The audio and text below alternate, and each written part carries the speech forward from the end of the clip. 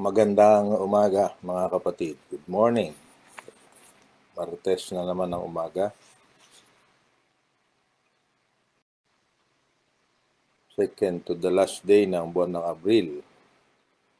Alam ko excited na tayo dahil sa Huwebes within this week tayo ay kasama-sama na sa ating family camp. Day 119. 119 at ang ating reading ay ang completion o pagkukumpleto sa ating pagbabasa sa Psalms 106 o sa 106 na kabanata ng mga awit. Atin pong ipagpapatuloy ang ating pagbubulay-bulay sa kabanata ng mga awit na ito. So, kung hawak na ninyo ang inyong mga banal na kasulatan ay buksan natin sa Psalms 106 at ating babasahin yung mga talatang 32 hanggang sa huling bahagi ng aklat ng kabanata na ito. So, sa wikang Tagalog sa Magandang Balita Biblia ay atin pong mababasa ang ganito at sabayan niyo ako sa pagbasa. Okay, so Psalms 106, 32 to 48 nang sabi dito at itong si Yahweh kanilang ginalit sa bukal ng Meriba, nalagay sa gipit itong si Moses dahil sa kanila. Sa ginawa nila ay lubhang nasaktan ang kaniyang damdamin, dahas ng salitang nagmula sa bibig ay hindi napigil. Ang ibig sabihin ito si Moses mismo. Di nila nilipol ang lahat ng taong naroon sa Kanaan, bagamat ito'y inutos ni Yahweh na dapat gampanan. Sa halip na sundin ang utos ng Diyos, bagkus nakisama at maling gawain ng mga pagano ang sinunod nila.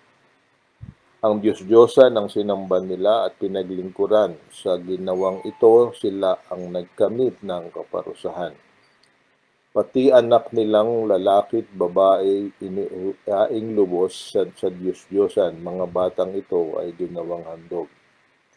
Ang pinatay nila ay mga batang musmos, batang walang malay para ipagpanghandog sa Diyos-Diyosan ng lupang Kanaan. Kaya't ang lupain sa gitna nila ay pawang nadungisan. Ang sarili nila yaong nadungisan sa gayong ginawa sa Diyos na si Yahweh, sila ay nagtaksil at pawang sumama. At yung verses 40 to 42, ito ang ating higit na bibigyan ng pansin ngayon. So, basahin ko, ganda po ang sinasabi. Kaya naman muli si Yahweh nagalit sa mga hinirang, siya ay nagdamdam sa ginawa nilang bawang kataksilan. Sa bansang akaaway, itong bayan nila'y pinaubaya, sila'y inasakop at ang mga hentil ay siyang namahala. Inalipin sila at pinahirapan ng mga kaaway, pinasuko sila at pinailalim sa kapangyarihan. So, yan po ang ating magiging batayan ng ating pagbubulay-bulay ngayong umaga. At hindi ko nababasahin yung mga natitirang bahagi sa 43 to 48. Pero ito po ay ang bubuong Psalms 106 ang totohanan na isang panalangin ng pagpapahayag ng kasalanan or confession at pagpapahayag ng pagsisisi. So, tayo po muna ay manalangin sa ating ilapit sa Panginoon na ang mga salitang kanya na ating pag-uusapan ay manggaling sa Kanya at hindi sa inyong lingkod. Ama naming Diyos na makapangyarihan sa lahat, salamat sa bagong araw. Ang iyong kapangyarihan ay nararamdaman namin sa araw-araw at salamat sa pag-iingat mo at sa ganap na pagpapala sa amin sa lahat ng sitwasyon sa aming buhay. Samahan niyo kami sa umaga na ito hanggang sa buong araw. Higit sa lahat, naway maging pagpapala kami kung kanino man tao na nadadaupang paalag namin sa araw na ito. Ito po ang aming dalangin na ang salitang aming papahayag ay sa inyo manggaling at hindi sa inyong lingkod lamang. Ito po ang aming dalangin sa pangalan ni Jesus. Amen. Okay, so Kaya katulad ng nabanggit ko, ang Psalms 106 ay isang confession and repentance. Kasi ang dalawang bagay na ito ay laging magkasama. You confess because you are expressing repentance. And nangyayari ang pagsisisi kapag ikaw ay nasa gitna ng mga kaguluhan at mga bagay na masakit, na ang simula, kalimitan, at sa lahat ng pagkakataon, liban na lamang kung ito ay pinlano ng Diyos para ikaw ay subukin, ay lahat ng sabi nating mga karanasan na hindi natin nagugustuhan, kalimitan ay galing sa pagkaroon ng natin ng kasalanan, the consequences of sin.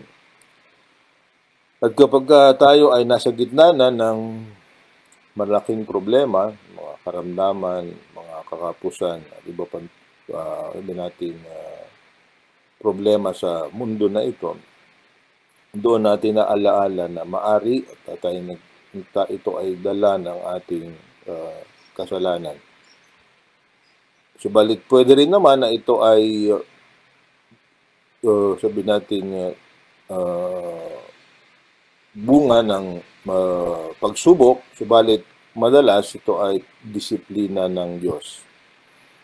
At ayon sa sumulat ng aklat ng Ebreyo, mapalad ang dinidisiplina ng Panginoon. Dahil ibig sabihin, hindi siya nawawala ng pag-asa sa tao na yon dahil minamahal pa rin niya ang tao na yon, dahil kahit na maaring sa panahon ng kanyang kagipitan at ang disiplina, siya ay naroroon na bunga ng sarili niyang pagkakamali. At ito nga ang buong Psalms 106 ay isang pag-alaala ng kumatha nito na hindi na walang identity. Inilahad niya simula sa panahon na sila ay ang bansang Kanaan ay palayain sa bansang Israel ay palayain sa sa kapag-aalipin sa Ehipto. Yung mga nangyari hanggang sa panahon na sila ay sabi nating nasira bilang isang bansa, nawala bilang isang bansa sa panahon ng pagsakop sa kanila ng bansang Babylonia. Ganun po kahaba itong Psalms 106. Sa daang taon ang lumipas at subalit sa lahat ng daang taon na yon ay naroon yung mga pagsubok at higit sa lahat parusa ng Panginoon dahil mahal sila ng Diyos. Kaya isang bagay ang siguro maging kaaliwan natin kapag tayo dumadaan sa mga problema sa buhay, ang una nating tanungin ay ang ating sarili bago ang iba. Sabi natin, ano ba ang kasalanan ng nangyari o nagawa ko? At dito sa Psalms 106 ay inilahad ng buong buo ng kumatha ng awit na ito ang lahat ng ngayon. Kaya ang tanong natin ngayon, ating sasagutin, ano ba talaga ang magandang bunga o pakinabang sa pagdidisiplina ng Diyos? Pinag-isipan ko ito mabuti at meron akong ilang bagay na nakita na pakinabang kapag tayo ay dumadaan sa madilim na bahagi ng buhay. Ang una ay tinuturuan na tayong magpakumbaba. Wag natin ang mga problema o mga trials ay they humble us, diba? Tinutulungan tayo maging mapagpakumbaba. Natanggapin natin na tayo ay hindi kayang buhay sa ating sarili. Pangalawa, kapag tayo ay natutong manumbalik sa Panginoon, ang mga pagsubok na ito ay separate us from the attractions of the world and drive us back to God. Ibig sabihin, dahil nakita natin na di mabuti na maklumakad na kasama sa lakad ng sanlibutan, tayo ay nanunumbalik sa Diyos at doon natin muli mararanasan ang tunay na kapanatagan, kagalakan at kapayapaan. So, kaya kailangan talagang mahirap mang gawin ay magpasalamat tayo kapag tayo ay pinapansin ng Diyos at pinapayagang dumaan sa mga madidilim na panahon ng buhay. Pangatlo na pakinabang sa pagsubok ay ito ay nagpapalakas sa ating mga panalangin. The troubles and problems vitalize and empower our prayers. Kalimitan, pag tayo ay nasa magandang panahon ng buhay, nakakalimutan na tayo talaga ang Panginoon. Kaya pinapayagan niya by His permissive will na tayo ay mapalagay sa mga mahihirap na at madilim na daan na paranasan upang matuto tayo muling manalangin.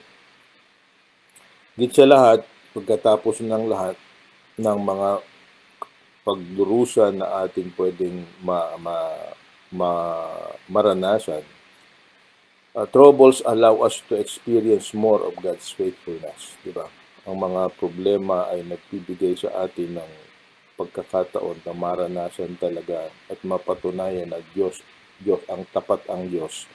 Kasi katulad ng bansang Israel, they lived in a cycle of prosperity and poverty, of peace and trouble. Kapag sila ay nagkaroon ng maraming naging sagana, nakakalimot sila sa Diyos, balik dahil mahal sila ng Diyos, didisiplinahin. At noon nakakita nila na kahit na sila ay dumaranas ng maraming pagdurusa, tapat pa rin ng Diyos na iaahon nila sila sa kanilang pinagdadaanan. Higit sa lahat, kapag tayo sagad na sa ating paghihirap, doon natin nalalaman na talagang hindi tayo mabubuhay nalapat na hiwalay sa Diyos.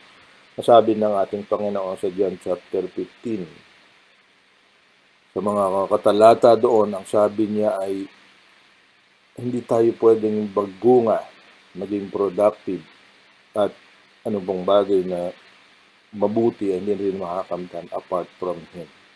Kaya talagang dapat tayo laging manatili na nagtatapat sa Kanya. Make us more dependent upon God.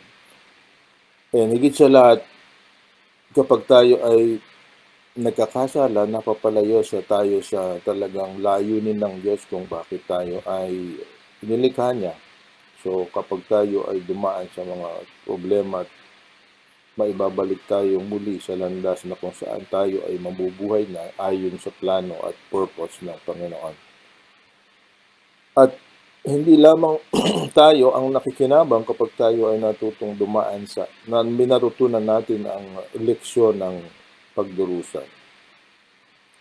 Pwede rin tayong makatulong at magkaroon ng kahabagan sa mga taong na dumadaan din sa katulad ng pagsubok na maaring dinadaanan natin. So, ulitin ko sa wikang English, ano ba yung mga pakinabang sa pagsubok? They humble us, they separate us from the attractions of the world, they vitalize our prayers, they allow us to experience more of God's faithfulness, they make us more dependent upon God, they encourage us to submit to God's purpose, and best of all, they make us more compassionate toward others in trouble. So, pagka tayo dumadaan sa mga problema, nagiging naiintindihan natin na meron tayong kakayanan at tulungan din na iba at intindihin ang pinagdadaanan ng iba. So, ngayong araw na ito, dumadaan ka ba sa pagsubok? Kaya mo bang pasalamatan ng Diyos dahil sinusubukan niya ngayon? Ito ang attitude na kailangan nating ma-develop. Sabi ni Apostol Pablo sa 1 Thessalonians 5:18, "Be thankful in all circumstances, for this is God's will for you who belong to Christ Jesus." Ulitin ko po, "Be thankful in all circumstances, for this is God's will for you who belong to Christ Jesus." So magpasalamat tayo hindi lamang sa panahon ng kalusugan, ng kapayapaan, ng kaayusan ng buhay, kundi magpasalamat din tayo sa anumang mga problema o kaya ay pagsubok na pinagdadaanan. Dahil hindi talaga tayo exempted sa problema ng sanlibutan. Subalit isang bagay na titiyak natin, sabi ng ating Panginoon sa kanya, He will never leave us nor forsake us. Ang Psalms 106 ay nagpatunay na ito ay totoo. Kung ginawa ito ng Diyos doon sa bansa niya noon, tayo ngayon, tinawag na rin niya at bahagi ng kanyang kaharian. Maaring dumanas tayo ng disiplina ng Panginoon. Pero ang lahat ng disiplina, katulad din ng pagdisiplina na ginagawa natin sa ating mga minamahal na anak, ay mabuti para sa atin at magbibigay sa atin ng tamang direksyon sa ating buhay. Kaya pasalamatan natin anuman ang ating nararanasan. Sabi nga ni Brother Aga na isang linggo, we do not learn to be grateful, we will not experience true joys in life. Yan po ang ating paalala at ating pagbubulay-bulay ngayong umaga. Let us pray. God and Heavenly Father, alam namin bawat isa sa amin, paminsan-minsan ay dinidisiplina ninyo, Panginoon, dahil mahal ninyo kami. Salamat po na pinapaalala niyo sa amin na apart from you, kung kami hiwalay sa iyo, walang mangyayari sa aming buhay. Aking dalangin na sino man ang dumadaan sa pagsubok ngayon, Lord, naway matutunan nilang ipahayag at pagsisiyan ang kanilang mga kasalanan. At kung maaari, bigyan niyo sila na muli ng bagong pagkakataon para ituwid ang kanilang landas. At higit sa lahat, ma-enjoy, magkaroon sila ng panahon na mararanasan nila ang tunay na pagpapala na nanggagaling sa inyo, Panginoon. Pagpapala na ito ay kakayanan na hindi madaig ng mga pagsubok, Panginoon.